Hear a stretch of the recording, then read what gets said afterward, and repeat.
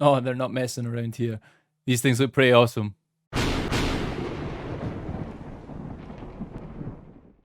Guilds of some sort are a staple of all MMOs.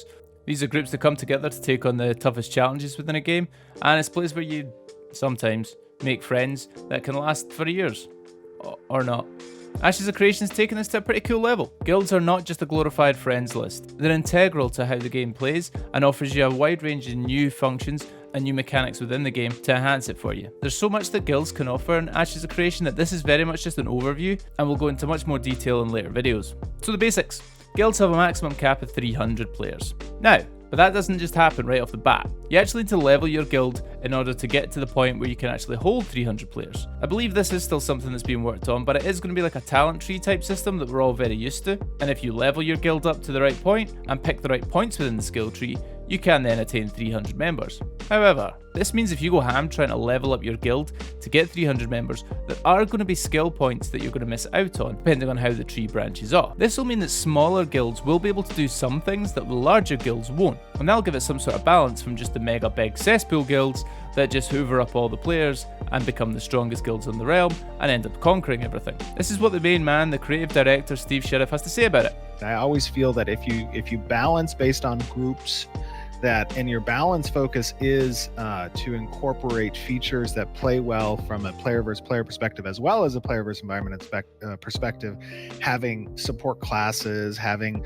DPS and tanks that can obstruct movement and or create, bottlenecks on the field and stuff like that. I think a well-rounded raid will perform better against a non-well-rounded raid. However, then you incorporate the second aspect of numbers, and that's where, again, mobility, organization, leadership, tactics, having objectives in gameplay that make those important helps to balance the Zerg mentality that a lot of guilds can tend to have. Now, Zerg is an unorganized group of a large group of people. There are absolutely guilds out there that have a large following and good organizational leadership and can structure their raids well, and I think those will be the most performing in the game, obviously, and that's where then guild sizes come to play, creating the opportunity for division in the game to allow for, this subterfuge to play a role in politics and stuff like that. But our focus is making a place for smaller guilds to be competitive with larger guilds as well. Gotta tell them, man. Yeah, we agreed. All right, cool. Thank you. Oh yeah, and make sure you like and subscribe and leave a comment below because Saruk is awesome.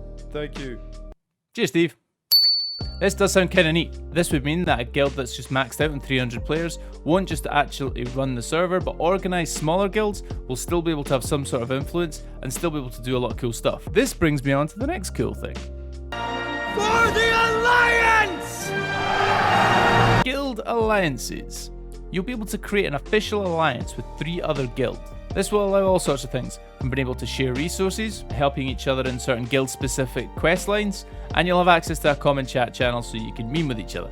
This is going to offer loads of freedom to make the world their own, but I can see one thing happening. What is up, Trouble Alert Nation? Yep, there will definitely be lots of backstabbing, spying, intrigue, and letting people down. There are going to be Discord channels that are going to have big plans about how they're going to dominate, and they're all going to fall apart because some rogue is going to screw it all up. I can't wait. That's exactly how the world is. That's exactly how MMOs have been for years, and I'm kind of looking forward to that. Forming a guild isn't just a couple of clicks. There's a quest line, there's a currency value, you need a minimum set number of players, and a minimum level before you can actually create a guild. Other benefits to having a guild, as I mentioned briefly, that there'll be guild-specific quest lines, a rune forging system to enhance your gear, the ability to build guild halls that you can customize and show off your achievements, castle sieges that start off being run by an NPC and must be taken kind of like a raid, that once you've defeated the last boss in there, you then run the castle, and that gives you a metric ton of stuff that you can do depending where the castle's situated. So the zone of influence around that castle, you'll be able to implement things like taxation, activating events for the citizens you rule. These castles can be taken by other guilds though, so then it's up to you to defend your castle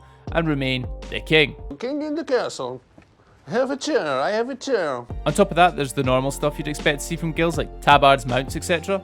You will be able to actually declare war on other guilds, and there will be certain victory conditions that will need to be met. There will be PvP seasons, and a guild ranking system is also in the works. There's so much detail to go into for each and every one of these systems that if I tried to do it right now, A, the video would be an hour long, and B, I'd be wrong, because a lot of this stuff is still being worked on by the developers, so I think we should probably give them a little chance to get this finished, and then we'll make some more videos on it. I will be making videos on each and every aspect of this game. As soon as I know, you'll know.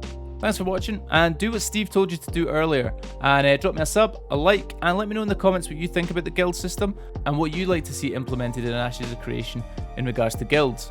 Catch you later.